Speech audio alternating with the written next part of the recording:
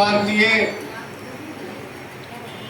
अखिल भारत वर्षीय महिला यादव महासभा बिहार इकाई के द्वारा उसके अधीनस्थ में पटना जिला इकाई के द्वारा इस सभा का आयोजन किया गया। मैं कुछ बातें आपको बतलाऊं। उसके पहले मैं आपको परिचय दे देता हूँ। मैं पूर्व विधायक रहा, मैं 10 वर्ष एमएलए रहा और अभी मगध विश्वविद्यालय में प्राचीन भारतीय व्यवसाय अध्ययन विभाग एशियन इंडियन एशियन स्टडीज में मैं एसोसिएट प्रोफेसर। राजनैतिक तौर से भी पार्टी हमारे प्रदेश के उपाध्यक्ष है राष्ट्रीय जनता दल। इस प्रदेश के अध्यक्ष आदरणीय professor doctor Ruby Yadav ji लगातार इस सभा को अपने कई कठिनाइयों से भी संघर्ष करते हुए लगातार इनको सहयोग करने वाले अंजलि रंजन जी, पटना जिला के अध्यक्ष प्रोफेसर सुधा यादव जी, उपाध्यक्ष आशा जी, इस सभा हमारे बीच में बैठे हुए हमारे पुराने बड़े भाई और मेरे ही जिला के ये मूलवासी प्रोफेसर नारायण प्रसाद यादव जी जो सेवानिवृत्त हो गए हैं, और लगातार श्यामनंदन जी को, जो आप लोगों की यादव महासभा के बारे में देश और दुनिया में कहाँ पर यादव है उसके बारे में अगर आपको कुछ जानकारी न हो, श्यामनंदन जी का ले लीजिएगा। हम तुमसे उम्मीद रहते हैं, चार्जर चलवाते रहते हैं और देश दुनिया में इतिहास है। चूंकि हम प्राचीन भारतीय एशियाई अध्ययन विभाग कहता है, हमको मालूम है कि कब से इस जाति का या आदिवासियों का कहाँ कहाँ शासन रहा और कौन कौन से हमारे स्कूल में पैदा लिए, किनका साम्राज्य रहा और नहीं रहा, ये पूरी जानकारी है। लेकिन आज जो ये मुद्दा रखा गया, मैं पहले सब्जेक्ट पर ले आता हूँ तब लोगों को बारे में बताना प्रारंभ करूंगा। चूंकि आज का ये महत्वपूर्ण है और जो आप लोग निराश हो रहे हैं, और हम लोग को बीच में हमारे बड़ी बहन आभा लता जी जो हमारी नेत्री है ना,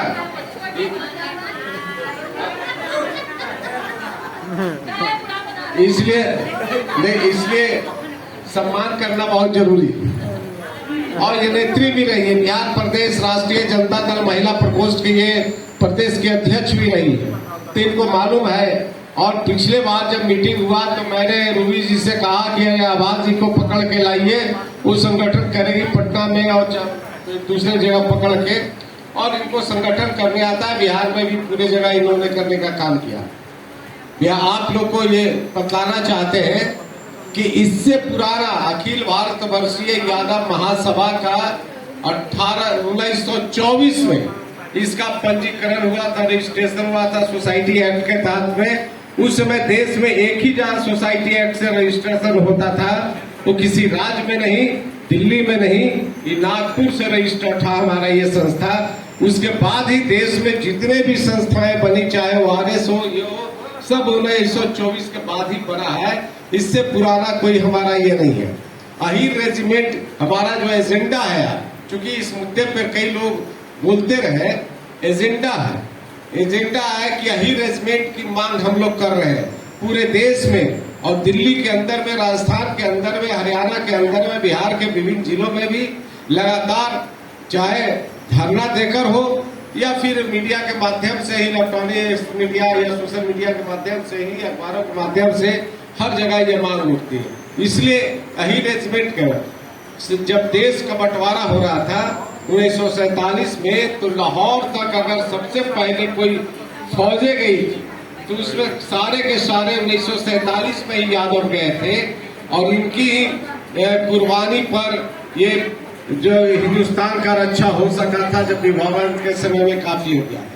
दूसरा, बहुत हम लोग नारा लगाते थे कि चीनी लोग लगाता है कि चीन में हिंद भाई भाई करके 1962 में रेजांगला ये लेह लद्दाख के इलाके में, लेह लद्दाख उस समय चाइना के कब्जे में था, जो आज तिब्बत के इलाके में आ गया है। लेह लद्दाख के इलाके में रेजांगला एक स्थान है, वो बॉर्डर हिंदुस्तान का हुआ कि इस हिस्से तक हम जाएंगे। 1962 में वहां पर अहीर रेजिमेंट नहीं था।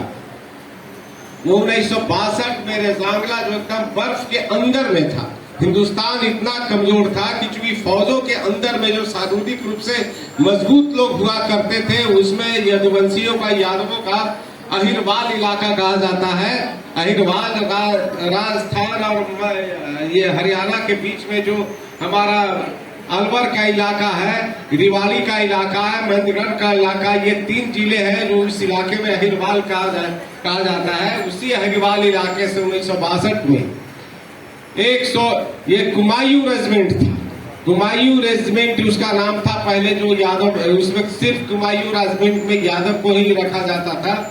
और ये जब कुमायूं रेजिमेंट में इसका जो सैनिक था हमारा, उसका कप्तान था, उसका नाम था शैतान सिंह भाटी।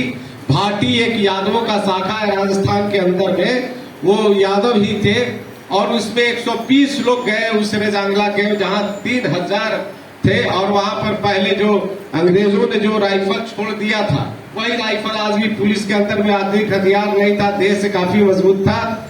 और रेजांगला में वहां पर चीनी 3000 चीनी आए। कई इतिहासकारों ने अपने ढंग से लगा, अभी जो उस युद्ध में जो लड़के अभी बचे हैं कि यादव महासभा के बहुत ही राष्ट्रीय सम्मानित सदस्य है, कैप्टन है, जो उस युद्ध में गए थे, उन्होंने रेजांगला पर एक रिसर्च पेपर दिया है, उससे पता चल जाएगा। वो बहुत सा तो वो रेजांगला में युद्ध हुआ, उसमें चीनी आने लगे और हिंदुस्तानियों के पास जो तो फौज था हमारा कुमायूं रेजिमेंट के शैतान सिंह भाटी के नेतृत्व में, वो बस 303 जो राइफल पहले जो होमगार्ड वाला लेके चलता है, और 15-20 गोली दिया था। और आपको जानकारी होगा कि जब गोली खत्म हो गया तो देश से भी, शरीर से भी, राइफलों के द्वारा भी उसमें लगे जो आर्म्स होते हैं उसके द्वारा भी लड़ाई झगड़ा करते लगा। 114 सैनिक जो यादव था उसमें मारे गए। और हिंदुस्तान को इतना ताकत नहीं था, हिंदुस्तान को ताकत नहीं था कि युद्ध के बाद या संसाधन नहीं था ये रक्षा मंत्रालय का कि वहां से इनका लाश मिलाए। 120 में 114 लोग मारे गए। 3 आदमी 1 साल के बाद जिंदा निकाले गए, 3-4 बच के आए, टोटल 6 बच के। और 114 जो हमारा यादव फौजी था कुमायूं रेजिमेंट में, वो सब के सब 1 साल तक रेजांगला के बर्फ में, पहाड़ी इलाका वहां बर्फ में दबे रहे। तब भारत सरकार ने 1 साल के बाद वो तमाम फौजियों के लाशों को यहाँ ले पाया था। इसलिए ये सरकार में ही जो अभी केंद्रीय मंत्री है, जो उस समय ये जो रक्षा मंत्रालय में थे, विपिन सिंह जो सेनाध्यक्ष थे, उन्होंने रेजांगला पर जाके यादवों के जो देश के अंदर में यादवों को कुर्बानियां देखा है। और उस रेजांगला स्थान का नाम है, आप गूगल पर देख लीजिए, उसका नाम रख दिया है, ये सरकार ने भी रखा है। जो अभी केंद्रीय मंत्री है विपिन सिंह जी, जो सेनाध्यक्ष थे, उन्होंने यादव धाम उसका नाम रख दिया है। रेजांगला का नाम यादव धाम हुआ है। इसलिए यादवों की जो कुर्बानी है फौज के अंदर में और देश को बचाने के लिए, चाहे हर अधर्म पर और देश के रक्षा के लिए लड़ने का काम किया है। चाहे द्रास में, सेक्टर और कारगिल के इलाके में सबसे ज्यादा अभी जो झगड़े हो रहे हैं पाकिस्तान के साथ, कश्मीर के इलाके में सबसे ज्यादा अभी यादवों की जान गई है। मेरे क्षेत्र के भी 3-4 लड़कों का जान गई है। चूंकि हम गया के रहने वाले हैं और मेरे कंस्टिट्यूएंसी में गया कैंटोनमेंट एरिया आता था। यहाँ एसी सेंटर में बहाली 3 चीज का सप्लाई होता था, फौज का भी, राइडिंग का भी और ड्राइविंग का ट्रेनिंग यहाँ मिलता। और देश के तमाम फौज के कमांडेंट में जाया करते थे। लेकिन एक सुनियोजित साजिश से हमारे भरा हुआ गया जिला के हर गांव से लड़के हैं जो फौज में चला गया है। इसलिए हम लोग अहीर रेजिमेंट की मांग कर रहे हैं, हमारी कुर्बानी है। हमारे द्रास सेक्टर में सबसे ज्यादा यादव मारे गए। हमारे क्षेत्र का सुनील कुमार विद्यार्थी है, जिसको हमेशा हम लोग मनाते हैं। और यादव लड़का जनक जानकी यादव का बेटा है, और इसी तरह से जितने भी संघर्ष हो रहे हैं, यादवों की कुर्बानी, यादवों का इतिहास आज का इतिहास नहीं है।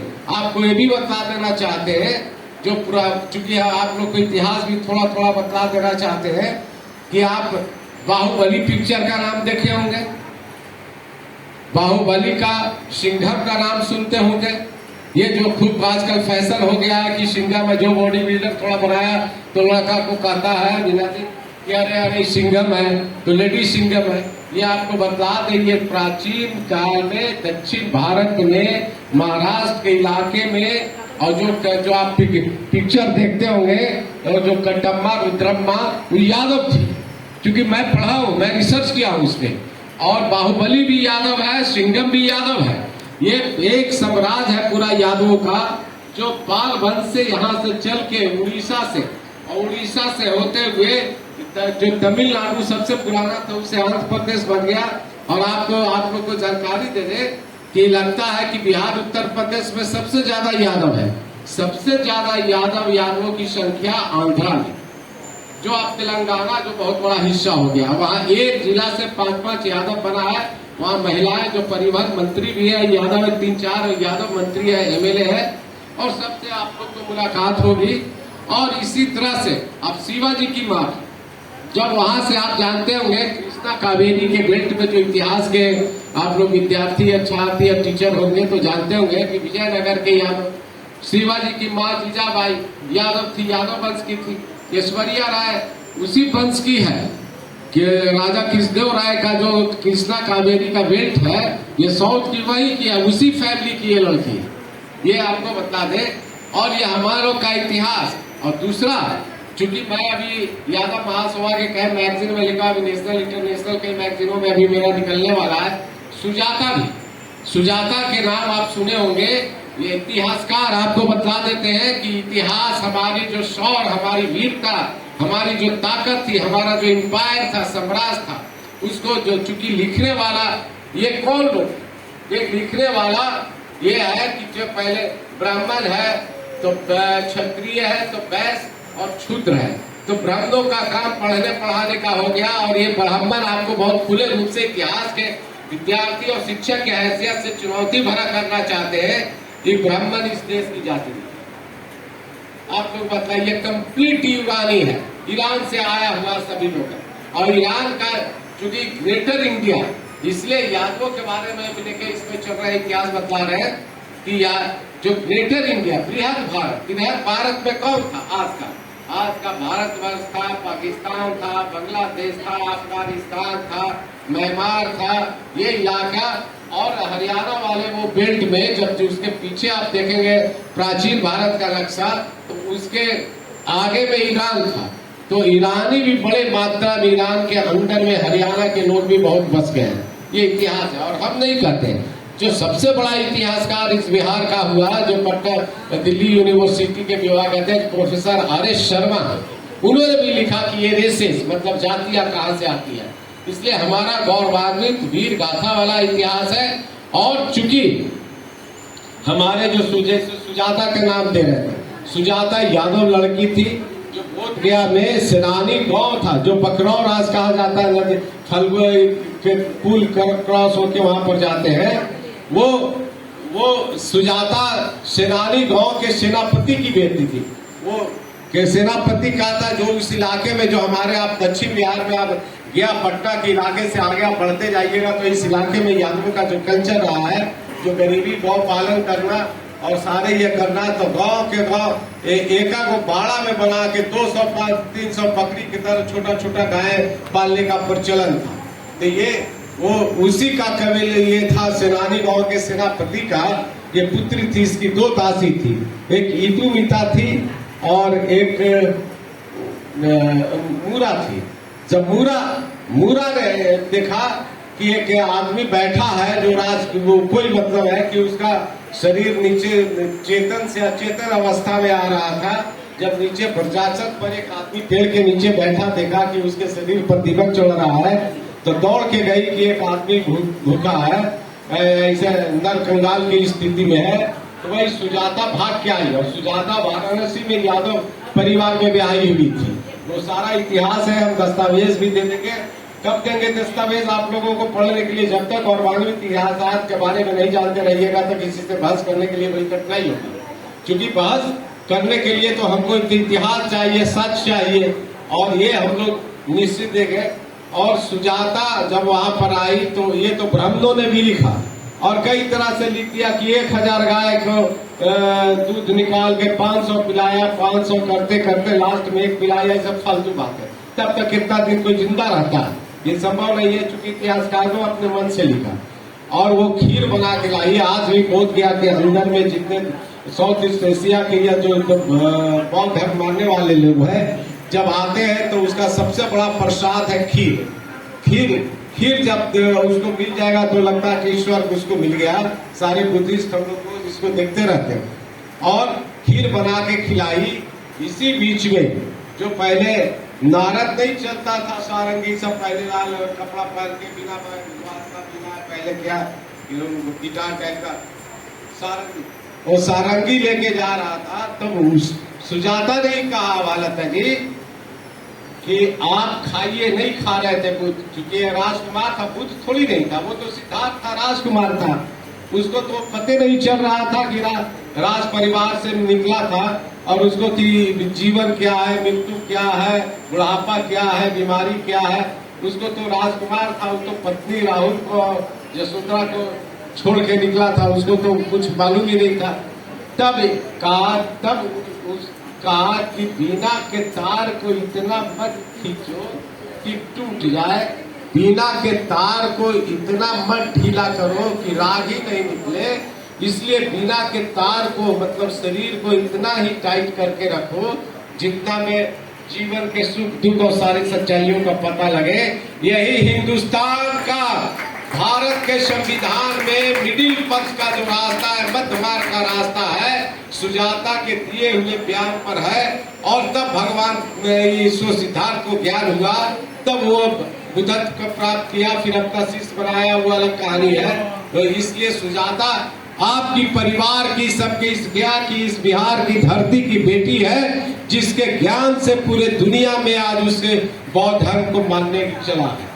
इसलिए आपको बता देते हैं, इस्लाम आना भी इंटरनेशनल और नेशनल लेवल पे आज ही आने वाला था। वो रूबी और सत्येंद्र जी आगरा से एक मैगजीन यादव का निकालते हैं, सत्येंद्र सिंह यादव जी, वो गलती से उनको भूल गए, नहीं तो आज आ जाते।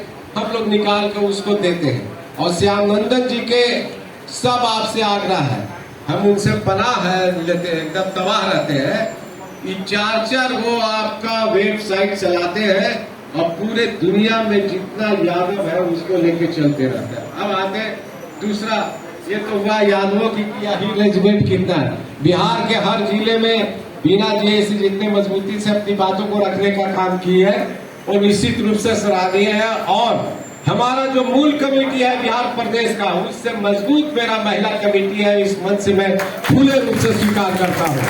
आप देखें कि आपके जितना लोगों को आना चाहिए था, जो प्रदेश कमेटी के लोगों को आना चाहिए था, नहीं आता।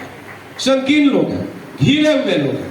इसलिए अभी प्रोफेसर नारायण जी और हम लोग उदय जब बहुत अच्छा काम करने लगा, ये बिहार प्रदेश यादव महासभा के अध्यक्ष रहा है, युवा का अध्यक्ष रहा है। इसने लगातार संघर्ष करके चारों ओर मेहनत करना स्टार्ट किया। इसलिए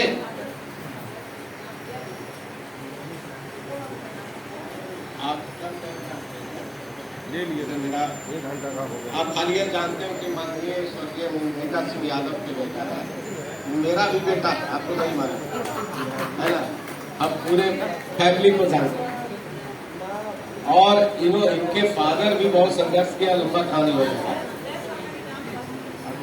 उदय हाँ, अभी इनका भाई जहानाबाद से एमएलए है सुदय। हाँ, और दूसरा बिहार के हर जिले में संगठन पर विस्तार, संगठन पर एक रूपरेखा देना चाहते हैं। इसलिए हम लोग फैल रहे हैं। ये कोई सिस्टम डेवलप नहीं किया बिहार प्रदेश कमेटी। और एक आदत खराब है। रूबी जी जब कार्यक्रम में 2 बार 3 बार की, उनका हस्बैंड भी बेचारा बहुत साथ देते रहते हैं, है ना, बैठे हैं श्याम नंदन जी के बगल में, और लगातार ये संघर्ष करती है। तो इनको दबाव आता है कि अमुक काम मत कीजिए, अमुक आदमी का नाम मत कीजिए। तब ये हमसे इंस्पायर्ड होती है, हम कहते हैं आप मजबूती से रहिए, मैं यहाँ से दिल्ली तक चली, है ना। इसलिए दूसरा मजबूती से आप संचालन करती है। और मैंने यहाँ जब ये आई हॉल मांगने के लिए, इससे 35,000 आवाज़ी मांग रहा था यहाँ का इंचार्ज जनार्दन, तभी हम उसके बापे से बात करते हैं। मैंने प्रकाश चंद्र यादव बेबी जी से बात किया, कहा भाई साहब एकदम खाली 13 छोड़ दीजिए, पहले से बुक है, और 13 के बाद अब जब लीजिए फ्री ऑफ कॉस्ट देंगे। ये अलग बात है कि 500 बिजली और सफाई के लिए वो तो हम लोग को भी मेंटेनेंस करना है या साफ करा के किसी के स्थान को देना है। और तीसरा है यादव महिलाओं की आर्थिक, शैक्षणिक, बौद्धिक स्थिति की मजबूती पर चर्चा। ये गंभीर मामला है, ये ठीक बोल रही थी, बहुत अच्छा, बहुत अच्छी बातें बोली। जब तक महिलाओं के ऊपर ही सब जिम्मेवारी है, घर से बाहर तक, बच्चा से लेके सब तक, ठीक है, अपनी जिम्मेवारी आपका है, लेकिन आप लोग को जानकारी देना चाहते हैं कि मैं 1-2 लोगों को मिलवा दूंगा, क्योंकि मेरे यहाँ तो एनजीओ का 300 माफियागिरी चलता है बोधगया में, क्योंकि देश दुनिया से जुड़ा हुआ लोग है, वहाँ चलता है। कुछ लोगों को जोड़ देंगे। और आप तमाम महिलाओं के कहना चाहते हैं कि जब तक आपकी आर्थिक स्थिति में सुधार नहीं, डॉक्टर दंपति जी तो मधुबनी से आ गए, इतना मजबूती से आ गए, और 3-4 गाड़ी से ले आ गए। आप लोग प्रोजेक्ट देखिए, जो केंद्र सरकार, राज्य सरकार के द्वारा जो आपको नॉन रिफंडेबल पैसा है, जो प्रोजेक्ट के लिए 5 लाख 10 लाख रुपया पैसा मिल रहा है, जिससे छोटा छोटा उद्योग करके अपने आर्थिक स्थिति में परिवर्तन कर सकते हैं। कोई कंपोस्ट खाद बना लीजिए, डेयरी में भी खोल लीजिए। आज पूरे दुनिया में डेयरी में सबसे ज्यादा यादवों से ज्यादा जो दूसरे अपर कास्ट के लोग हैं बिहार में, वो 50-50 करोड़ रुपया लेके और डेयरी बना, मतलब आप अगरबत्ती बना लीजिए या पापड़ बनाने का काम कीजिए, जितना 200 तरह के, और उसको नॉन रिफंडेबल है 10 लाख रुपए तक, वो आपको पैसा लौटाना नहीं है। इसलिए हमारे बीच में जो शिक्षित महिलाएं लोग बैठी हैं, या फिर अब जरूरत पड़ेगा तो यहाँ रूबी जी को एक जबरदस्ती यहाँ एक ऑफिस हम दिलवाएंगे, ताकि एक सेंटर हो बैठने के लिए, लैट्रिन बाथरूम बैठो। और ये किसी का निजी संपत्ति नहीं है, ये दारोगा प्रसाद राय आपको बता देते हैं। हम इसलिए हमको जानते हैं, आप लोग नहीं जानते होंगे। हाँ, चलिए आइए, आ जाइए, बैठा दो। और आपको ये बता देते हैं कि ये भवन कहाँ जा रहे, ये आपको बता देते हैं कि ये यादव इस रोड पे जितने भी जमीन है अपार्टमेंट बनने के बाद आप देखिएगा कि पटेल भवन, तफूले भवन, कर्पूरी ठाकुर का, तो जितना भी जो हमारे इस राज्य के जो हमारे सार गर्वित किसी भी जातीय धर्म के लोग रहे हैं, अब्दुल बारी साहब का जो जहानाबाद के थे, वो सब है। ये निजी नहीं है, ये यादव महासभा के लिए ये जमीन दिया हुआ है। लेकिन चूंकि राम लखन बाबू इसको बनाने में और दूसरे भी लोगों ने काफी सहयोग किया, लेकिन उनके नियंत्रण में रहा, तो धीरे धीरे हम कमजोर होते गए, हमारा संगठन कमजोर होते गया, टूटते गया। इसलिए बाद में इसको ये आपको बता दें कि इसका कृषि चेतना परिषद नाम के ये पैनल, अगर राम लखन सिंह यादव पैदा नहीं होते तो आज हम लोग 10-12 ऐसे तो 2 दर्जन से अधिक कॉलेजेस हैं उनके नाम पर, जो कंस्टिट्यूएंट कॉलेज और 5-7 है जिसमें यादव प्रोफेसर हुआ, उनका योगदान को भुलाया नहीं जा सकता है। वो जितना कॉलेज खोले, वो किसी भी लोगों ने खोलने का काम नहीं किया, और बोल्डली वो काम करते, इसलिए उनके प्रति हमारा सम्मान है। इसलिए आप लोग को थोड़ा जानकारी भी देंगे।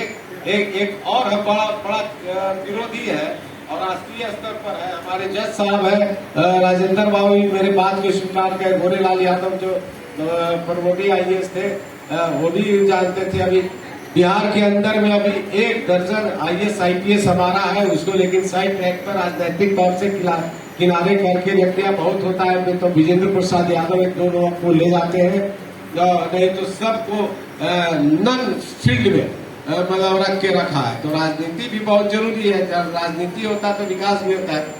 तो आप लोग को एक चीज और जानकारी देना चाहते हैं। और दूसरा, श्याम नंदन जी और नारायण साहब, आप लोगों ने यहाँ हमारे प्रमोद चौधरी जी आए हुए थे और आपको इनको आभा जी और इन तमाम लोगों को मिलवाना चाहिए थे। और हमारे राष्ट्रीय प्रधान महासचिव प्रमोद चौधरी जी लगातार यहाँ पर 4-5 तारीख 6 तारीख सुबह में हम 7 बजे मिले थे। मैंने वस्तुस्थिति से अवगत करा दिया था कि यहाँ की क्या स्थिति। हमारे साथ 200 इंजीनियर और जितने MBBS डॉक्टर हैं बिहार के अंदर में, जितने हमारे अधिवक्ता गण है, जितने पॉलिटिकल है और जितने बिजनेसमैन है, सब जुटना चाहता है। उसको संकलित नहीं करता। ये पॉकेट के संस्था बिहार वाला बन गया है। इसको अभी जल्दी ही हम लोग इसको ठीक से काम करके इसको परिवर्तन करने का काम करेंगे। और दूसरा, आपको जानकारी इसलिए देते हैं और महिलाओं के लिए बोल रही है ना, मधुबनी में हम लोग देखेंगे, मधुबनी भागलपुर, हाँ भागलपुर मधुबनी दोनों को देखेंगे। 1924 में इसका स्थापना हुआ और 2024 में आबादी 100 वर्ष हो रहा है, शताब्दी। और देश में जब इसका गठन हुआ तो सबसे पहले अखिल भारतवर्षीय यादव महासभा का सम्मेलन पूर्णिया के सम्मानित हमारे लोगों ने किया था। इसलिए राष्ट्रीय कार्यकारिणी ने यह तय किया है और कि 2024 में हम लोग पूर्णिया के अंदर में सम्मेलन कराने जा रहे हैं और आज स्तरीय होगा। क्योंकि मेरे ऊपर लगातार गाँव भी बन रहा है कि मैं बोध गया भी इंटरनेशनल जगह है, वहाँ पर रहने ठहरने का सारा व्यवस्था है। लेकिन एक राष्ट्रीय कार्यकारिणी बैठक बुलाने के लिए कई बातों को तैयार करना होगा, तैयार रहना होगा, कैसे होगा। लेकिन पूर्णिया और हम लोग होली के बाद अनिल जी आप लोग टीम बना लीजिए और पूर्णिया आपको बता दें, चूंकि मैं तो कोसी प्रमंडल का प्रभाव, तो कोसी में उस मिथिलांचल में 3 डिवीजन है। 3 डिवीजन, एक डिवीजन है कोसी प्रमंडल जिसमें सुपौल, सहरसा, मधेपुरा है। आपका पूर्णिया है, पूर्णिया में आपका वो बेल्ट का है, पूर्णिया के बाद दरभंगा है। मतलब उत्तरांचल मिथिलांचल यही है। इसी के लोगों के बीच में हम लोगों को संगठन करना है और आप लोग चलिए और अपने यूनिट को वहाँ पर बोलिए। वहाँ पर हम लोग सब कर रहे हैं। एक दिन मीटिंग करेंगे, बहुत होगा तो एक रात रहना पड़ेगा, दूसरा दिन चल आएंगे। और चलने का हम लोग यहाँ से प्रदेश कमेटी बनाएंगे। इसलिए हम लोग शताब्दी, सौभाग्य हुआ है बिहार को कि शताब्दी समारोह हम लोग 2024 में बिहार के पूर्णिया जिला में मनाए, जहाँ देश का पहला अधिवेशन हुआ। ये आप लोग को जानकारी दे देते हैं। और हम लोग मान सम्मान, इज्जत के साथ, डिसिप्लिन के साथ सारे लोगों को हम लोग ले चलते हैं और हम लोग इस सारे इलाके में ले चलेंगे। आप लोग महिलाओं का और महिलाओं की भागीदारी उस सम्मेलन में मंच पर और सक्रियता के साथ एक्टिव जो शारीरिक रूप से, मानसिक रूप से लिखने में भी जो हमारी महिलाएं हैं, बहनें हैं, उसको सबको तैयार रखिए। क्योंकि हम लोग बहुत नहीं करेंगे तब तक नहीं आएगा। हमारी आबादी इस बिहार में 20%, 1991 के सेंसस में जॉब हुआ था तो 17.7, आज 20 हो गया है। लेकिन उसको जोड़ के कहेगा कि 14-15 है, मान के चले। लेकिन हमने एक आंकड़ा निकाला है पूरे दूसरे लोगों के साथ भी मिलकर, चूंकि यूनिवर्सिटी में रहते हैं सब लोग हैं और रोज रिसर्च का इधर उधर देखते रहते हैं। ये हमारी आबादी मान के चलिए कि 15% है। हम सरकारी और गैर अंडरटेकिंग जो सरकारी संस्थाएं हैं, गैर सरकारी संस्थाएं जिससे सरकार के द्वारा पैसे दिए जाते हैं, आज भी इस आबादी के हिसाब से अब 2% है। और जो 2%, 3% लोग हैं, वो 15% नौकरी कर रहा है। इसलिए हम कैसे बढ़े, शैक्षणिक जागरूकता आप लोग बता दें। बिहार की लड़कियां और लड़के भी काफी अच्छे निकल रहे हैं, कर रहे हैं। लेकिन बिहार के दुर्दशा एजुकेशन के मामले में बहुत बदतर है। आप दिल्ली क्यों गया कि दिल्ली नकल किया। सरकार अगर होती तो हमने तेजस्वी जी को भी कई बार भी बोला है, लेकिन बहुत समझने की बात है। और एक छोटा सा कंट्री है यूरोप में, फिनलैंड में का नकल करके सिसोदिया वहां पर जो दिल्ली का उप मुख्यमंत्री है वो करके और उसका नकल किया। आपको मालूम है कि दिल्ली के अंदर में सरकारी स्कूल का इंफ्रास्ट्रक्चर जो बिहार का स्थिति था वही था, पढ़ाई लिखा का मास्टर और टीचरों का वही हालत था जो आप ये था। अब आज तो ये फायदा हुआ है कि वहाँ के सीबीएसई कोर्स, चूंकि देश के अंदर में आप लोग को चूंकि हम शिक्षक भी है तो हम सोचे कि थोड़ा जानकारी भी दे दें ताकि समाज को जागरूक, घर को जागरूक। आपसे और जब तक लड़कियां नहीं पढ़ेगी तब तक हमारा समाज बहुत ज्यादा सुधार नहीं हो सकता, ये मान के चलते हैं। आप जब हम अपने पृष्ठभूमि बतलाने लगे गांव के इलाके का तो बड़ा दया आने लगेगा, इसलिए ज्यादा समय ले रहेगा। नहीं अंजलि देखिए तो हम लोग जाते हैं, नहीं वो थोड़ा कभी कभी गड़बड़ हो जाता है क्योंकि नहीं आदत भी खराब है। इसलिए आपको बता दें आप लोग को कि हम 1952 से 2005 के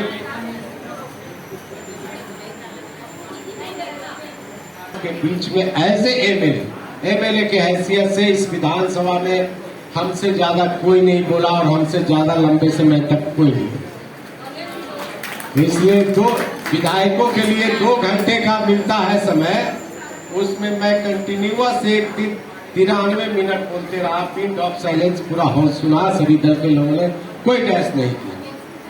इसलिए यही कारण है कि हमको कॉमनवेल्थ पार्लियामेंट्री एसोसिएशन से दुनिया के जितने पार्लियामेंट्रियन है, चाहे किंगशिप में हो, डेमोक्रेसी में हो, डिक्टेटरशिप में हो या जिस तरह के साम्राज्य चलता है, उसका एक संस्था है लंदन में, उसका नाम है सीपी, कॉमनवेल्थ पार्लियामेंट्रियन एसोसिएशन, उसका हमको लाइफ मेंबर मिला। हम राष्ट्रमंडल संसदीय संघ लंदन के बिहार का हमको आजीवन सदस्य। इसलिए वो बतलाना चाहिए कि एजुकेशन में या बिहार के देश के अंदर में 2 तरह के शिक्षा प्रणाली है, 3 तरह का। एक होता आईसीएसई कोर्स जो इंग्लैंड के सिलेबस से कुछ जो प्राइवेट स्कूलों में चल रहा है, और दूसरा है सीबीएसई, और तीसरा है आपके स्टेट सिलेबस। स्टेट सिलेबस जो मेहनत कश गरीब के बाल बच्चे हैं उसके बच्चे ये हम लोग पढ़ते हैं, है ना। और यहाँ पर हम लोग पढ़ता है तो गांव का जो हालत है जहाँ और एक आपको उदाहरण जब मैं एक इंटरनेशनल सेमिनार में गया था जहाँ देश दुनिया के 1 दर्जन से देशों के लोग थे, तो मैंने एक सवाल कर दिया था जिससे सीबीएसई के भी रिप्रेजेंटेटिव वहाँ कुसुम बेन जब चेयरमैन थी वो आई थी, तो मैंने पूछा कि राज्य सरकार या केंद्र सरकार हिंदुस्तान का ये बताओ कि हमारे ऐसे एमएलए के बेटा एमएलए अगर वो हमारे ऐसा बेटा या प्रिविलेज क्लास के जो प्रिविलेज क्लास को या मतलब जो साधन संपन्न है उसके बेटा 0 से 5 वर्ष में पढ़ने लगता है, 0 से 5 वर्ष में पढ़ाई हमारा स्टार्ट हो जाता है। आवाज सुन लीजिए एजुकेशन पर, चूंकि इसलिए सुधारना है समाज को। जो साधन संपन्न लोग हैं जिनके पॉकेट में पैसा है या जो समझ रहे हैं अपने पेट पर काट के अपने बच्चों को 0 से 5 वर्ष के अंदर में स्टार्ट कर देता है, मतलब 1-1.5 वर्ष का हुआ प्ले स्कूल हो गया तो चाइल्ड स्कूल हो गया तो ये हो गया तो एलकेजी यूकेजी तो एलकेजी, तब 5 वर्ष में जाते जाते क्लास 1 हुआ है। और केंद्र सरकार राज्य सरकार एजुकेशन पॉलिसी के तहत जिसको तो कहता है कि हम कंपलसरी एजुकेशन कर रहे हैं। कंपलसरी एजुकेशन में अंजी जी आप पढ़ाते हैं जब खेतों में, खलिहानों में, कारखानों में मेहनत कशों के बच्चे, गांव किसान मजदूर के बच्चे जो गांव में रहते हैं उसका बच्चा कब से पढ़ने लगता है? जब 5-6 वर्ष का होगा तो क्लास 1 में नाम लिखाएगा। तो 6 वर्ष से 14 वर्ष तक कर दिया कि कंपलसरी एजुकेशन नीति पॉलिसी पार्लियामेंट से, और नीति पार्लियामेंट में पास करने वाला नेता का बेटा प्राइवेट स्कूलों में क्लास 1 वर्ष से 5 वर्ष में पढ़ता है। नहीं मतलब एक उदाहरण की थी वो जब वो एक 2 वर्ग बना दे रहा है इस देश के अंदर में, कि एक का मेहनत कस का बेटा, जिसके मेहनत से इतना अच्छा खूबसूरत बिल्डिंग है, सभागार बना है, उसका बेटा जब 6 वर्ष का होगा तो क्लास 1 में जाएगा, और हमारा बेटा कब आएगा, जब भाषण दे रहे हैं तो 2.5-3 वर्ष में पढ़ने लगेगा। तो एक वर्ग पैदा हो जाता है, मतलब एक एयर कंडीशन में पढ़ा है, एयर कंडीशन में पैदा लिया, एयर कंडीशन में नौकरी कर रहा है, और जो मेहनत कस के बेटे हैं उसको किया जाता है। इसलिए ये जरूरी है इस राज्य के अंदर में। इसलिए विधानसभा के अंदर में जब मैं एमएलए था तो आप लोग को जानकारी देने 2 चीज पर हमने विरोध किया था कि यहाँ के शिक्षकों के भय था कि हम 75 के ऊपर मार्क्स नहीं दे सकते, नहीं तो उस पर शो कॉज हो जाता था कि आपने 75 दिया, उसको कॉपी देखिए क्या नारायण बाबू, ये देखता था कि 75 के ऊपर। लेकिन हम लोगों ने पास किया और 3 विषय हिंदी के माध्यम से, फिजिक्स, केमिस्ट्री और मैथ का जो सीबीएसई में चलता है उसी के पैटर्न पर बिहार का सिलेबस बनाने का काम किया।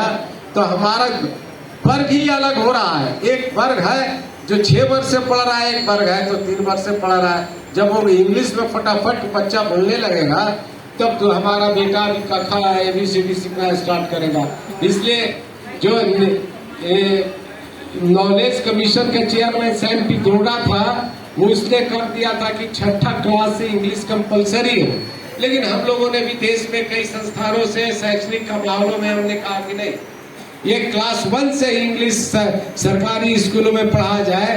इसलिए उस सैम पित्रोडा के उस चीज को क्लास 1 से सरकारी स्कूलों में भी इंग्लिश पढ़ाया जाए। जब तक इंग्लिश में, इंग्लिश इंटरनेशनल लैंग्वेज है, सारे आपको डॉक्टर, इंजीनियर बनने के लिए, साइंटिस्ट बनने के लिए दुनिया के जितने भी मैगजीन है, वो ये किताबें हैं, सब इंग्लिश में है। और यही कारण है कि हम लोग यहाँ पर 2-3 फेल हो गए, इसलिए वहां पर जान लीजिए बहुत सा बोर हो रहे हैं, हम जल्दी अब खत्म कर देते हैं। चूंकि यादव महासभा के बारे में बता दिए, पूर्णिया में अधिवेशन होना है, 24 में होना है, उसकी तैयारी के लिए होली के बाद तय करके नेता लोग आते हैं, उनके साथ चलते हैं, आप लोगों को प्रॉपरली खबर कर देंगे, रूबी जी को और सब कमेटी को। जो लोग चलेंगे तो अपने यूनिट को वहां पर आप जरा पूर्णिया को ठीक कर दीजिए, आप अररिया को ठीक कर दीजिए, किशनगंज को ठीक कर दीजिए, कटिहार को ठीक कर दीजिए।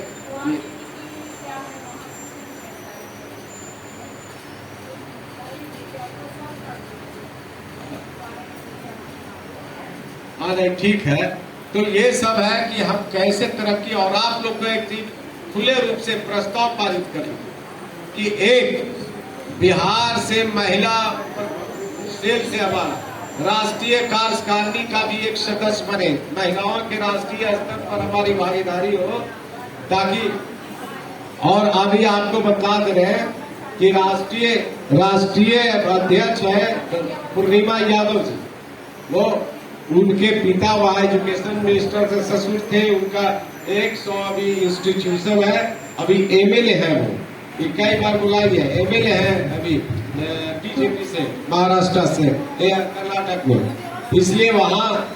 और दूसरा है कि जो हम लोग का कटक में हो रहा है 17 अप्रैल को सम्मेलन राष्ट्रीय कार्यकारिणी का, लेकिन जो नियम है कि जो सदस्य है वही जाएंगे, और जाने के बाद फिर एडजस्टमेंट चूंकि उनको करना पड़ता है राष्ट्रीय कार्यकारिणी का, ये सब है।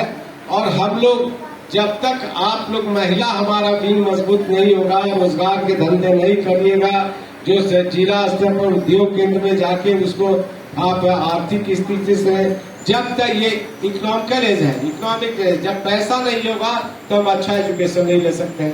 लाख हम चिल्लाते रहे कि एक कुत्ता ले आए, ये संभव ही नहीं दिखाई पड़ता है, चलने ही नहीं देगा एक रैकेट। और जब तक हमारा बौद्धिक क्षमता नहीं बढ़ेगा, क्योंकि हमारा जो स्थिति है आर्थिक वो सीमित दायरे में है, जो कुछ लोग नौकरी में आए हैं, जो अच्छे काम मेहनत कर रहे हैं वो कर रहे हैं, लेकिन मास हमारा समाज आज भी बहुत पीछे है। और हम लोग इसको आगे बढ़ाने के लिए लगातार ये करेंगे और कोशिश कर रहे हैं कि यहाँ पर एक फुलवारी में एक शायद यादव छात्रावास बन रहा है। हम एक बिहारी सबसे पीछे जो राजनीतिक तौर से बिहार के यादवों से एक्टिव देश के किसी राज्य का यादव नहीं है। यहाँ घास गढ़ने वाला और कलम चलाने वाला सबसे पहले वोट देना जानता है, इसलिए परिवर्तन। हाँ ये तो परिवर्तन देश का यही एक राज है जहां अपना एक कोई छात्रावास नहीं है।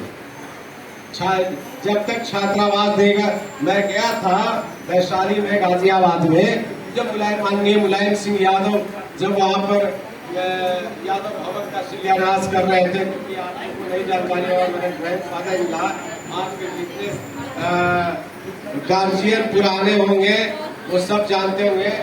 हमारे प्रकाश सिंह आप प्रदेश राष्ट्रीय अध्यक्ष भी थे और उनके साथ हम गए हुए थे।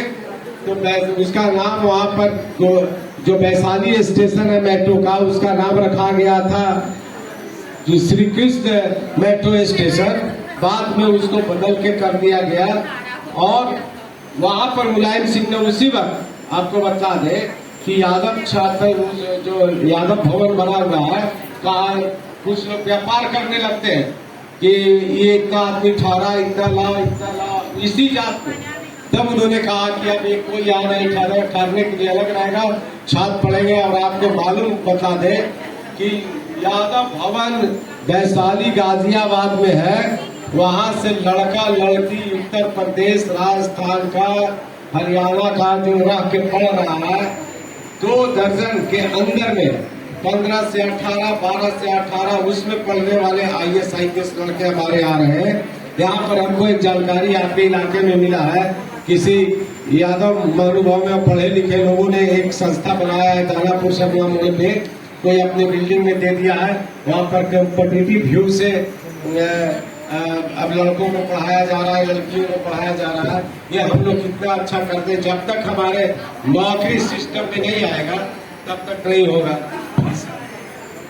अच्छा, अब अगला बार मौका मिलेगा तो बोलेंगे। अभी उसी तैयारी में आप तमाम लोगों को बहुत बहुत